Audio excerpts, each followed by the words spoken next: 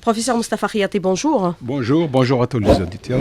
Alors, l'étau se resserre sur les narcotrafiquants. L'État est mobilisé pour lutter par tous les moyens contre le fléau de la drogue, devenu une menace pour la sécurité nationale. C'est la déclaration du ministre de la Justice, garde des Sceaux. Il y a durcissement des peines à l'égard des trafiquants, allant jusqu'à la perpétuité. C'est un réajustement par rapport à l'ampleur du phénomène comparativement à ce qui a été adopté en 2004. Professeur Moustapha Khiaté. Tout à fait.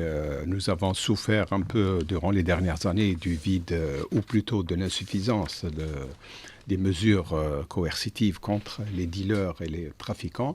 Je crois qu'aujourd'hui, c'est une réparation avec l'aménagement de la loi de 2004 qui, justement, durcit le temps vis-à-vis des narcotrafiquants de tous bords.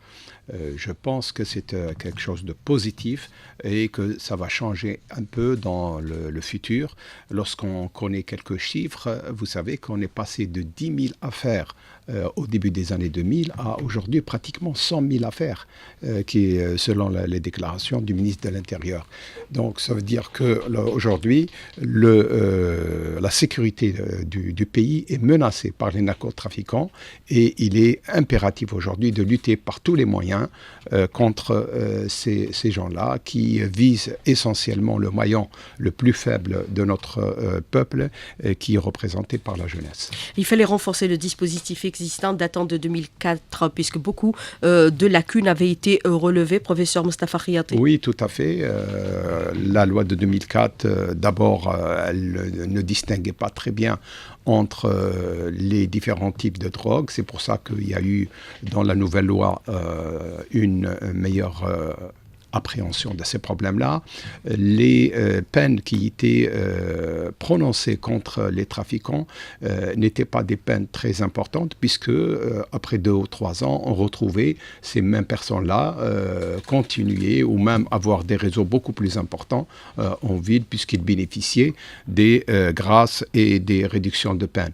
Aujourd'hui, avec les nouvelles peines qui sont prononcées contre les trafiquants, qui vont 15 ans, 20 ans, jusqu'à la perpétuité, donc montre qu'aujourd'hui, l'État ne veut plus négocier avec ce genre de trafiquants. Mais il faut l'association de tous pour essayer de limiter l'ampleur de ce phénomène, comme le dit le ministre de la Justice, qui est devenu une menace pour la sécurité nationale. Il faut une mobilisation de la société, des politiques, de la société civile pour essayer de circonscrire l'évolution de ce phénomène? Oui, absolument. De toutes les façons, l'État tout seul ne peut pas faire grand-chose. C'est vrai qu'il peut réprimer, mais encore faudrait-il qu'il puisse identifier les personnes.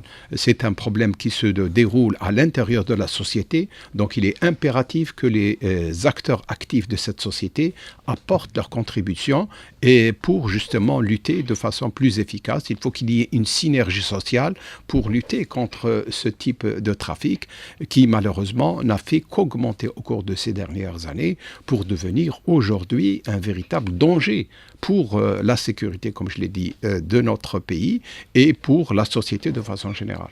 Mais on relève aujourd'hui que la loi fait la distinction entre consommateurs et trafiquants, puisqu'on parle encore une fois de la protection des enfants. C'est important, professeur. C'est très important. C'est très important. En fait, le législateur a bien compris ce problème-là il y a déjà plusieurs années, puisque des instructions ont été données aux juges pour, justement, concernant les mineurs, qu'il y ait un traitement particulier en les obligeant de faire les cures de désintoxication ou un suivi médical au lieu d'être emprisonnés.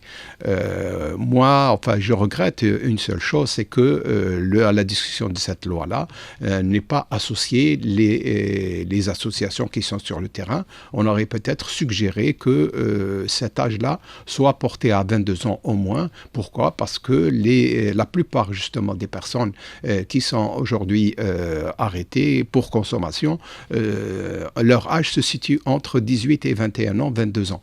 Donc, pour moi, c'est encore des adolescents, c'est encore pratiquement des mineurs qu'il faudrait inclure dans le chapitre mineur.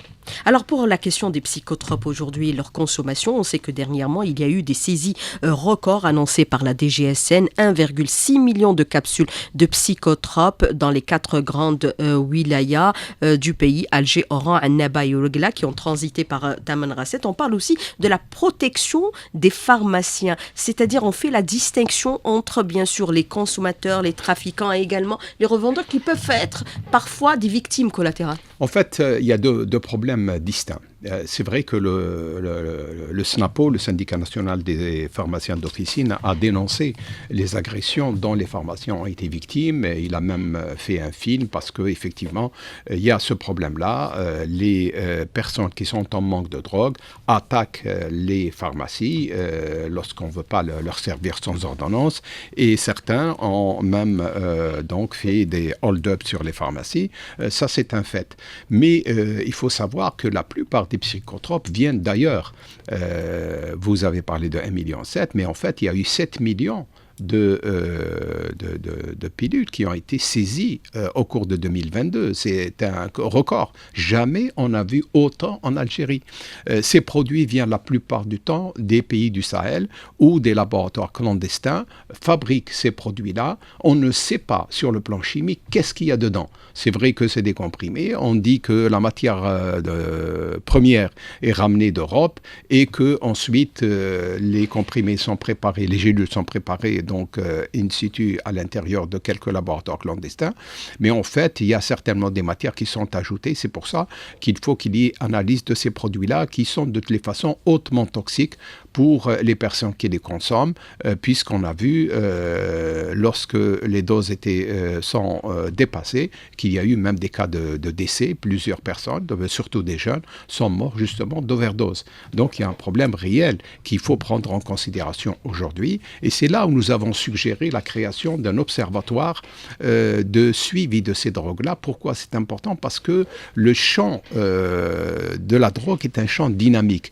Il se modifie de jour en jour. Il y a de nouveaux produits qui rentrent en lice. Surtout qu'il y a des produits qui sont utilisés pour certaines maladies, par exemple le cancer ou pour l'anesthésie, et qui sont déviés de leur objectif parce qu'on découvre chez eux des effets secondaires. Donc ils sont utilisés pour leurs effets secondaires. Et ça pose problème. C'est le cas de la prégabaline, par exemple, qui est un traitement pour l'épilepsie, mais qu'on utilise comme aujourd'hui un des médicaments, enfin un des produits, une drogue pour les pauvres qui est très utilisée aujourd'hui.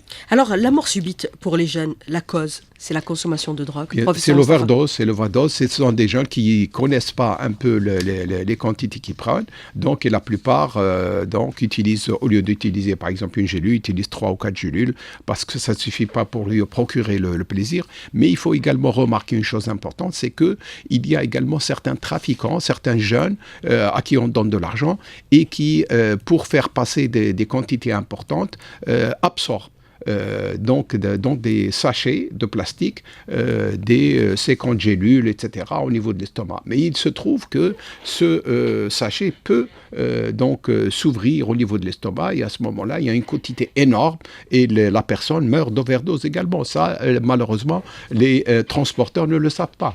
Alors on sait aujourd'hui que ce trafic de drogue a pris de l'ampleur au vu bien sûr des saisies qui ont été opérées ces 3 ou 4 dernières années. La dernière, c'est les 1,6 million de psychotropes qui ont tenté de pénétrer notre territoire via bien sûr Tamanrasset, mais il y a aussi la provenance d'autres régions.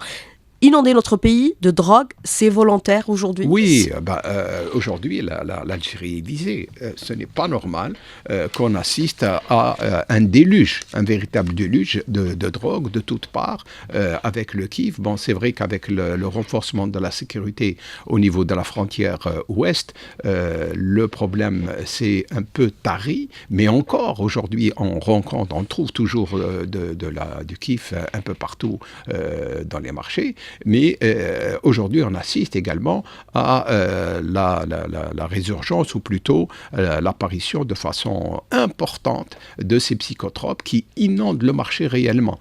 Le problème qui se pose, on le sait, il y a au niveau surtout du Rif marocain une production importante, 30 000 tonnes. On sait qu'aujourd'hui, les Nations Unies classent le Maroc comme le premier pays producteur de cannabis dans le monde, et ceci depuis une dizaine d'années pratiquement.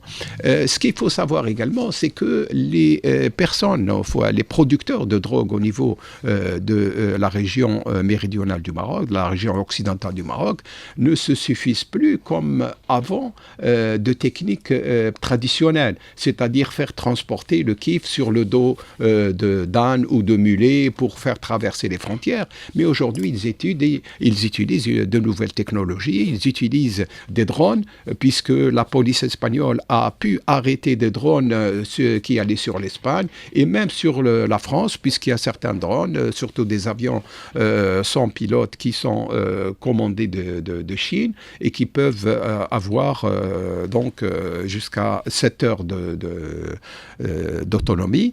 Ils utilisent également des sous-marins, soit des sous-marins de poche qui sont orientés par des GPS ou des sous-marins donc de fabrication traditionnelle avec un seul conducteur, et des modèles de ce type-là ont été également arrêtés par les gardes-côtes espagnols. Donc cela ne veut pas dire que c'est l'Espagne qui est visée, parce que l'Algérie pourrait être visée de la même chose, et il faut faire très attention dans l'avenir justement contre ces types de nouvelles technologies qui risquent bien sûr de ramener autant de drogue qu'avant. Alors bien sûr, le Maroc qui consacre l'équivalent de 72 500 hectares de production de cannabis, et c'est des chiffres qui sont annoncés par les Nations Unies. Alors c'est une guerre déclarée contre l'Algérie pour intoxiquer sa jeunesse. C'est ça le grand danger, c'est la raison pour laquelle on parle aujourd'hui de sécurité nationale. Absolument, c'est ce que j'ai dit au début. Aujourd'hui, c'est la sécurité intérieure du pays qui est menacée. Les risques sont grands et le fait de vouloir inonder le marché de ces drogues-là, de ces poisons, veut dire qu'on veut attenter à ce qui est de plus précieux dans le pays, c'est-à-dire la jeunesse. Alors on parle de stratégie nationale de lutte contre, bien sûr, les stupéfiants. Il faut associer tout le monde dans cette stratégie aujourd'hui. Tout à fait. C'est même impératif aujourd'hui. Et mobiliser tout le monde. Il faut commencer par mobiliser la société civile, parce que c'est elle le nœud gordien dans la lutte contre la toxicomanie. Le renseignement passe par là, l'identification des gens, l'arrêt de ces réseaux passe par là justement. Donc une stratégie qui ne prend pas en considération la société civile ne peut pas aboutir. Je profite de l'occasion pour rappeler notre demande qui date de plusieurs années, c'est que l'Office national de lutte contre la drogue et la toxicomanie puisse être rehaussé, puisqu'il y a la nouvelle loi, et qu'il soit mis sous le parrainage direct du Premier ministre, comme il l'était à ses débuts. Pourquoi ? Parce que c'est très important. Il a une mission transversale. Aujourd'hui, il chapeaute la coordination de 14 ministères, et il est impératif qu'il ait une importance de statut pour pouvoir mener à bien son travail. Si on veut que cette loi réussisse et que des efforts réels soient faits sur le champ, il faut absolument que l'Office puisse avoir une meilleure présence, qui soit plus visible et qui soit plus audible. Mais est-ce qu'il faut aussi associer parallèlement les écoles et les mosquées pour faire barrage à l'ampleur de ce phénomène ? Il faut associer tout le monde. Les éducateurs, les instituteurs, les imams bien sûr qui sont le plus concernés. Mais dispenser des cours sur la consommation des drogues au niveau des écoles. Cela ne suffit pas. Il faut créer des associations au niveau des quartiers qui doivent jouer un rôle justement de rempart au niveau des quartiers, surtout les nouvelles cités. Des centres de désintoxication impérativement. C'est pas toujours vrai. Le problème de la drogue est un peu complexe sur le plan médical, et c'est un peu ce qu'on reproche un peu à ces textes-là, parce qu'ils ne prennent pas en considération la réalité du terrain. En matière de drogue, il y a deux types de prise en charge. Il y a d'abord des prises en charge qui doivent être surtout de type psychologique, avec des psychologues.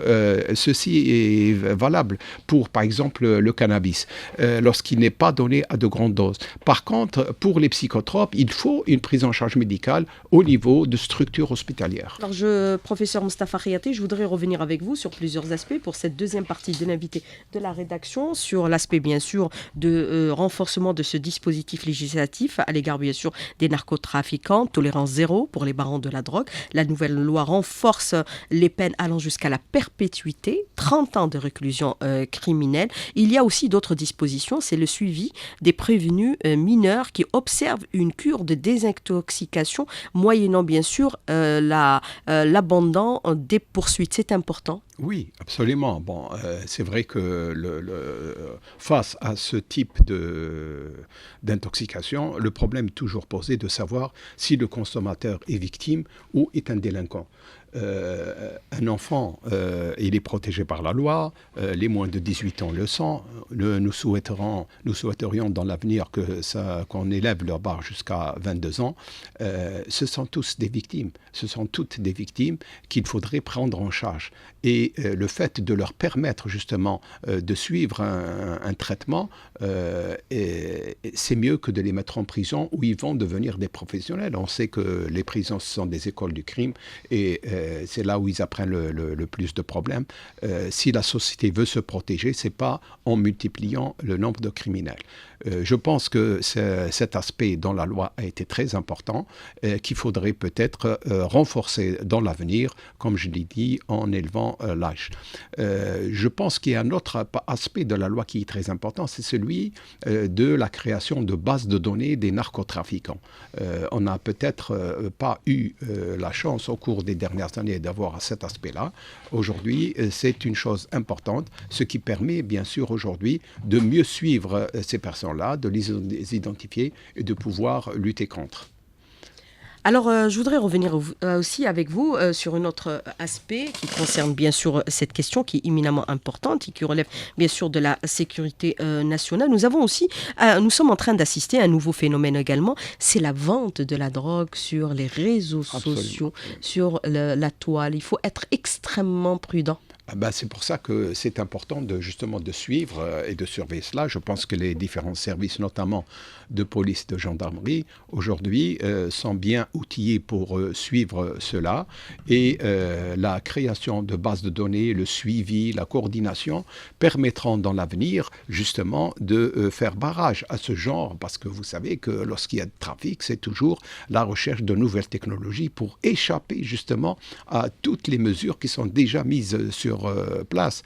Et le fait que aujourd'hui les jeunes je parle des dealers qui essayent de faire fructifier leur business et donc de faire diffuser la drogue, ils utilisent toutes les opportunités et les réseaux sociaux sont une opportunité. On n'a fait qu'importer des méthodes de vente qui étaient à l'étranger, qu'on a ramenées ici aujourd'hui et qu'on utilise. Donc on vend un tas de choses et pourquoi pas la drogue. Et c'est ce qu'on voit aujourd'hui. Donc c'est pour ça qu'il faut être sévère contre ces personnes-là. Et justement, la loi a pris en considération cet élément puisqu'elle a introduit un certain nombre de dispositions pour lutter contre.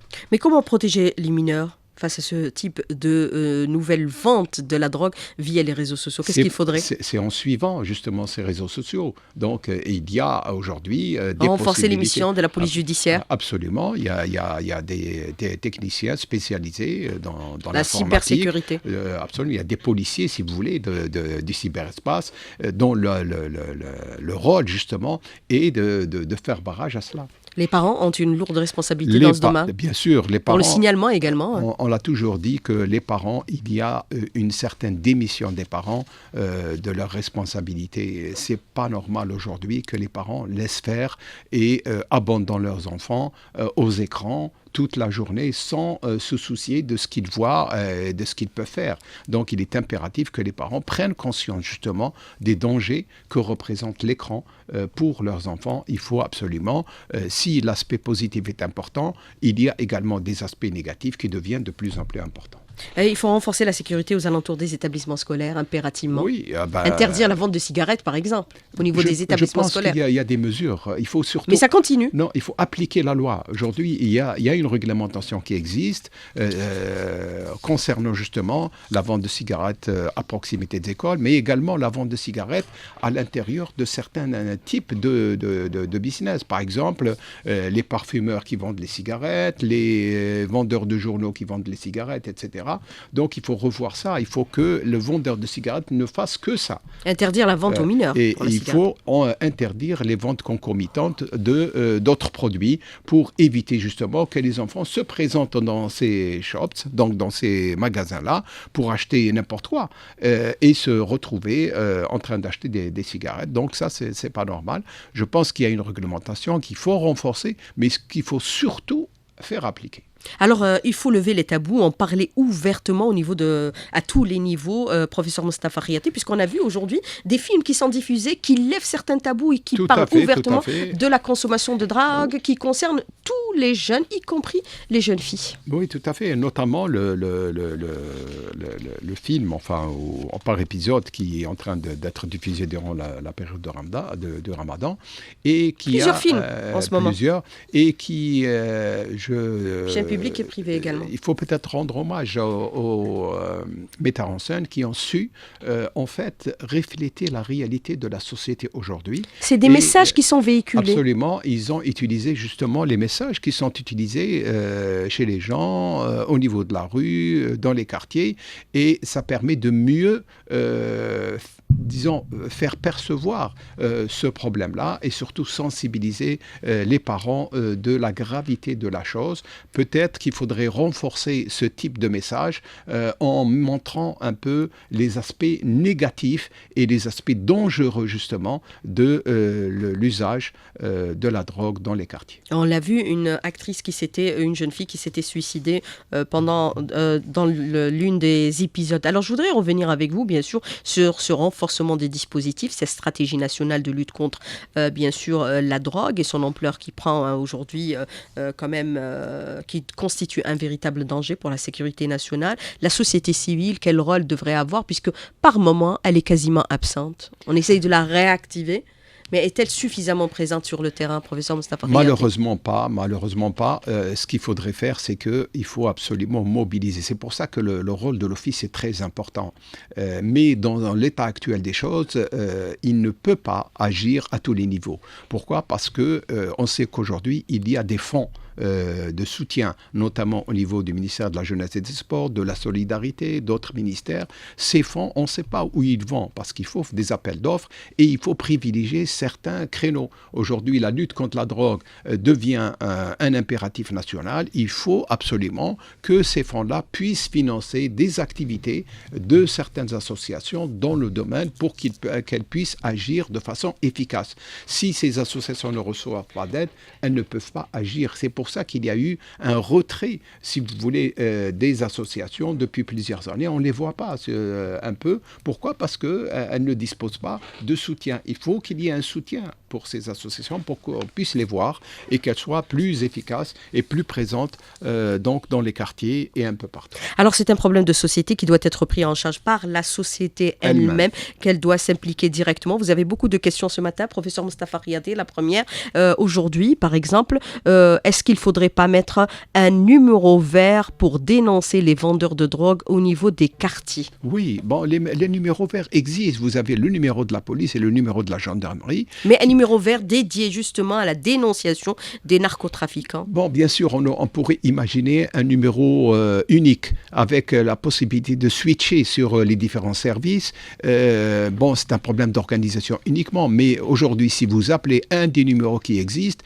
la réaction est immédiate. Moi, je l'ai essayé personnellement et ça a donné un résultat. Aujourd'hui, c'est vrai que dans beaucoup de quartiers, il y a des narcotrafiquants qui sont identifiés par les voisins, qui sont identifiés par les gens du quartier. C'est pour ça que l'implication des quartiers, l'implication de la société de façon générale est impérative. Sinon, on ne peut pas lutter contre ces réseaux.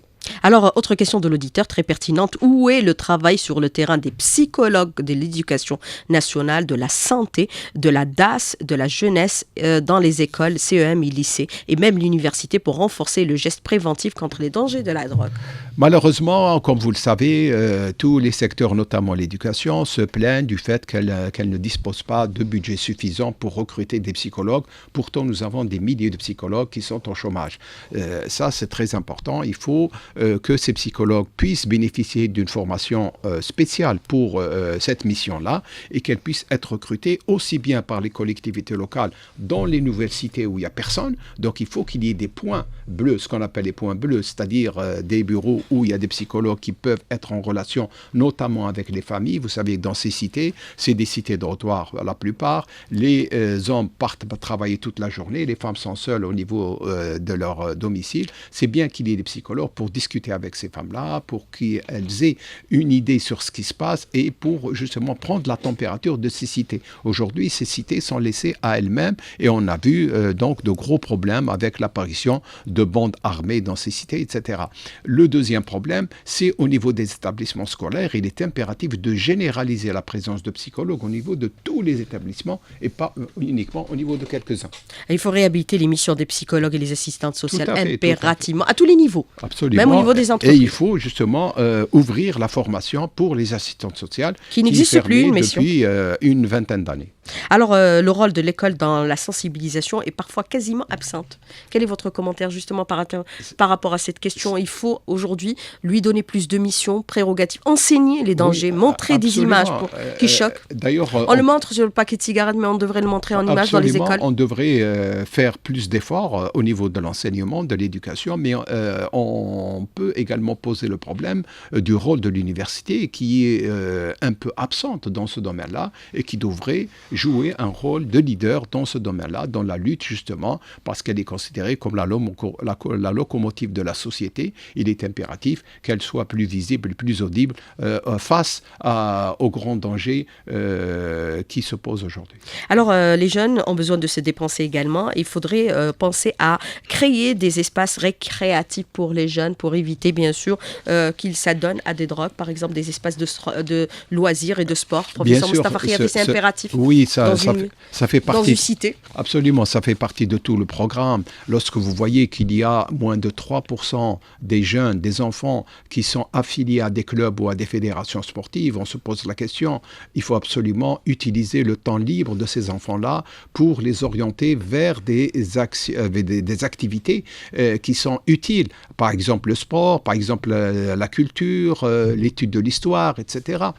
Aujourd'hui, il est malheureux de le dire, mais dans beaucoup de quartiers, les enfants et les jeunes sont laissés à eux-mêmes. Et cette oisiveté, c'est elle qui attire en fait les dealers et qui facilite la diffusion des drogues.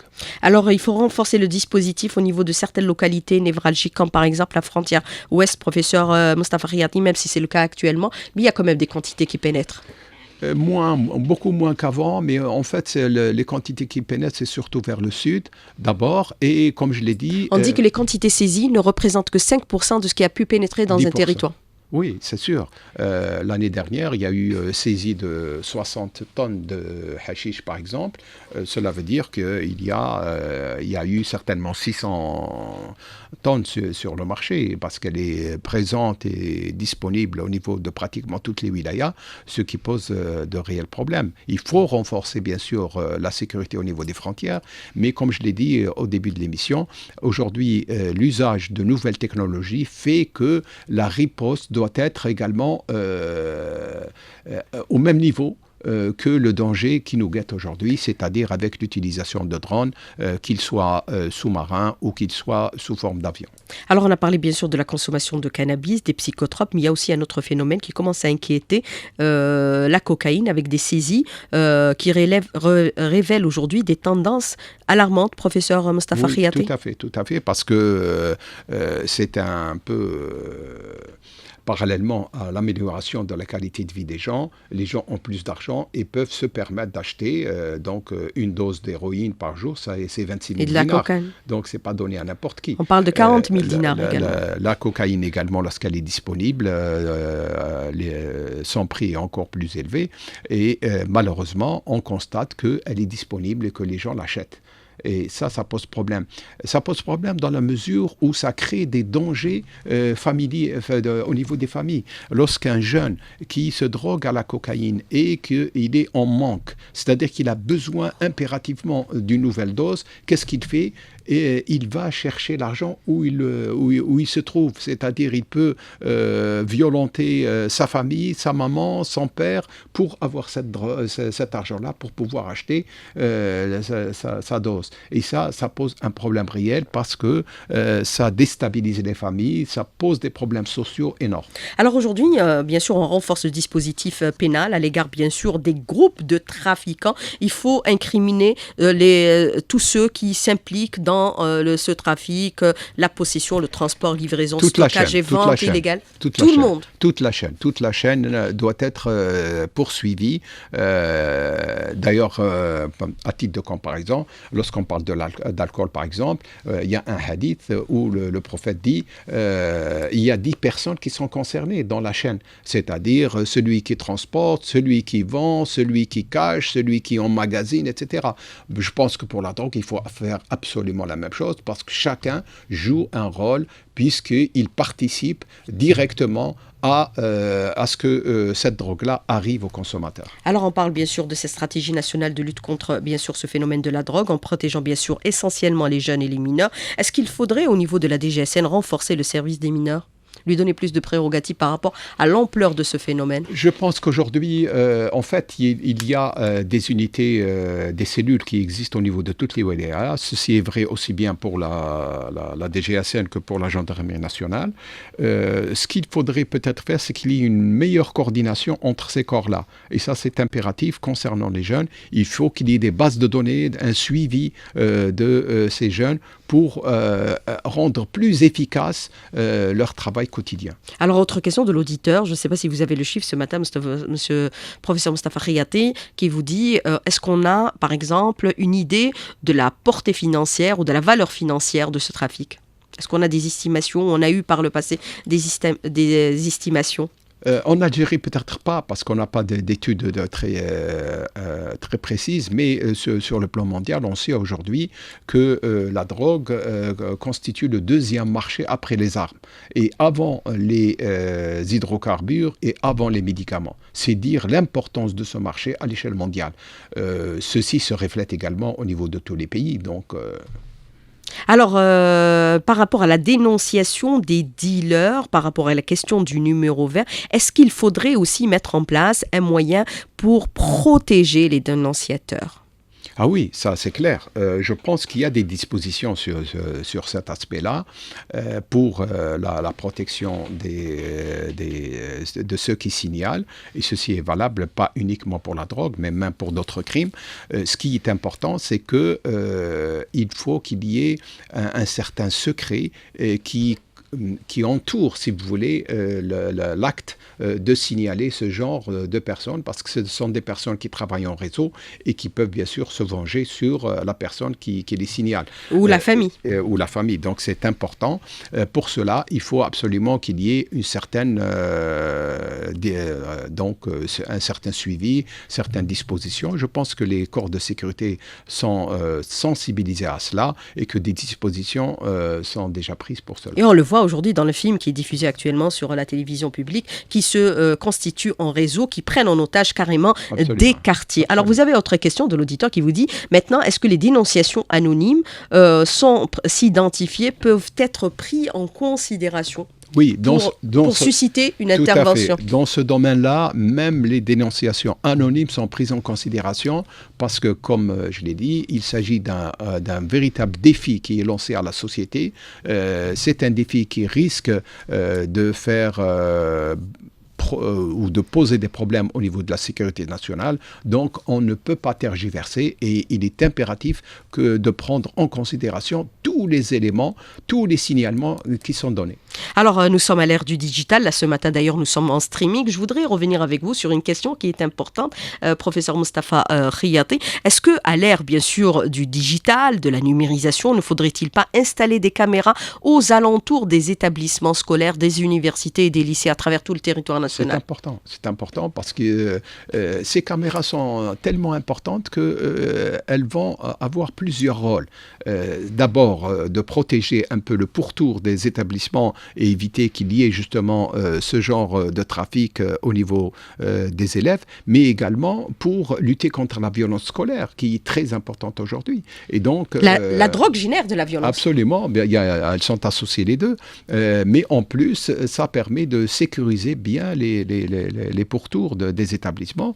Et dans tous les quartiers. Dans tous les quartiers. Aujourd'hui, c'est fait dans beaucoup de régions, dans beaucoup de pays du monde. Donc, on a pris ces dispositions-là et les établissements, pas tous les établissements, mais ceux qui posent problème. Si vous avez un établissement où il y a 2 ou 3 classes, le problème ne se pose pas. Mais si vous avez de grandes écoles où vous avez 600 à 1000 élèves, c'est tout à fait normal qu'on prenne toutes les dispositions possibles. Alors, il y a un lien direct entre la drogue et la criminalité, l'augmentation du phénomène de la criminalité. Oui, tout à fait. Avec les bandes organisées dans les quartiers. Si vous prenez uniquement à titre d'exemple le problème des accidents de la circulation, 81% des accidents de la circulation sont liés à la drogue et à l'alcool. Donc, ça veut dire qu'il y a un facteur majeur de déclenchement. Ceci est vrai également pour la violence. La drogue joue un rôle majeur dans la genèse de la violence. Alors, est-ce qu'il faudrait aussi impliquer, par exemple, les médias, faire des spots publicitaires sur les chaînes de télévision, les radios pour dénoncer les dealers et montrer, bien sûr, les conséquences que pourrait générer aujourd'hui la drogue en termes, bien sûr, de destruction déjà de la personne. Et on le voit à travers le film et c'est une bonne chose qu'on parle sans tabou de ces questions-là aujourd'hui. Oui, tout à fait. Donc, même si ça nous choque parfois, mais c'est des réalités. C'est important. Je pense que le rôle des médias est extrêmement important. C'est vrai que le traitement qu'ils ont réservé au problème de la drogue, ça a été toujours un problème conjoncturel. On se rappelle de la drogue le 26 juin parce que c'est la journée mondiale. Mais en fait, aujourd'hui, étant donné qu'on est face à un défi majeur pour la société, il faut qu'ils considèrent ce problème comme un problème permanent. Les médias doivent innover, doivent trouver des idées pour aborder ce problème-là à différents niveaux, au niveau des films, au niveau des discussions, etc. Et pourquoi pas faire venir carrément des jeunes pour discuter de ces problèmes-là au niveau de la télé, pour que les gens soient mieux sensibilisés, les familles qui ont été touchées, qui peuvent apporter un témoignage très poignant et qui peuvent aider les autres à être mieux sensibilisés. Et bien sûr, ce trafic de drogue est lié intimement à d'autres formes de criminalité comme bien sûr le terrorisme que nous avons subi durant les années 90. Pendant longtemps, la drogue finançait les actions terroristes. Même aujourd'hui, dans plusieurs les terroristes pays, revendaient de la drogue. C'est le cas, on le sait. Donc, je pense que la relation est bien établie et elle est même ancienne.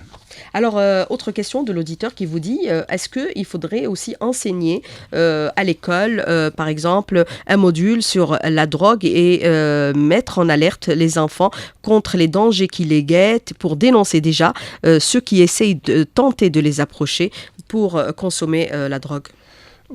Moi, je ne suis pas pour justement un module seul. En fait, c'est une formation transversale. La lutte contre la drogue doit apparaître dans plusieurs modules. Chaque fois qu'il s'agit, par exemple, soit qu'on parle de la santé, soit qu'on parle de l'hygiène, soit qu'on parle de la croissance, soit qu'on parle, par exemple, de l'usage de l'argent de poche, etc. Donc, il y a plusieurs créneaux où on peut faire intervenir donc la discussion sur la drogue et la sensibilisation contre la drogue. Donc, il ne faut pas peut-être concentrer tout dans un seul module. Plutôt, il faut faire éclater ça. Il faut que l'information soit présente un peu partout pour justement mieux lutter. Alors, le rôle du secteur de la santé aujourd'hui est essentiel par rapport justement à la refonte des psychotropes ou des médicaments considérés comme étant des produits de psychotropes pour mettre en place, par exemple, les ordonnances numérisées. C'est clair. En fait, sécurisé. Je pense qu'il y a tout un programme. Vous savez que le ministère de la Santé s'est doté d'une agence nationale de numérisation de la santé qui a commencé son travail depuis quelques semaines. Donc, elle a identifié des objectifs et on va arriver à cela. C'est le dossier médical, ce sont les ordonnances, bien sûr, mais c'est tout le reste. Tout le reste qui est important à prendre en charge. Le ministère de la Santé a également mis en place un certain nombre d'hôpitaux. Vous savez qu'on on n'avait que 2 hôpitaux pratiquement, celui de Blida et de Sidi Chahmi qui prenaient en charge ce genre de malades. Aujourd'hui, nous avons le Ma'dar à Batna, il y a Tizi Ouzou, Batna va bientôt ouvrir, Constantine, etc. Donc, on va assister certainement à une large prise en charge, ce qui va limiter ou réduire, si vous voulez, la souffrance des familles qui ont été obligées de faire plusieurs centaines de kilomètres pour faire placer leurs enfants. Alors, le rôle de la mosquée est essentiel également, professeur Moustapha Khayati. C'est la dernière question de l'auditeur qui insiste sur la nécessité de faire intervenir les imams pour prévenir contre ce phénomène. Oui, on en a parlé. Je rappellerai que... On parle de tout. Il dit, pas loin que d'avant-hier, le Haut Conseil islamique a organisé justement une conférence sur ce sujet-là où étaient présents les responsables du ministère des Affaires religieuses qui pensent effectivement faire des formations. Ils les ont faites déjà par le passé, donc des imams dans ce domaine-là. Professeur Moustapha Khayati, merci d'avoir répondu à nos questions, d'avoir été en direct avec nous ce matin dans le studio. Merci beaucoup, bonne journée, bon week-end. Merci.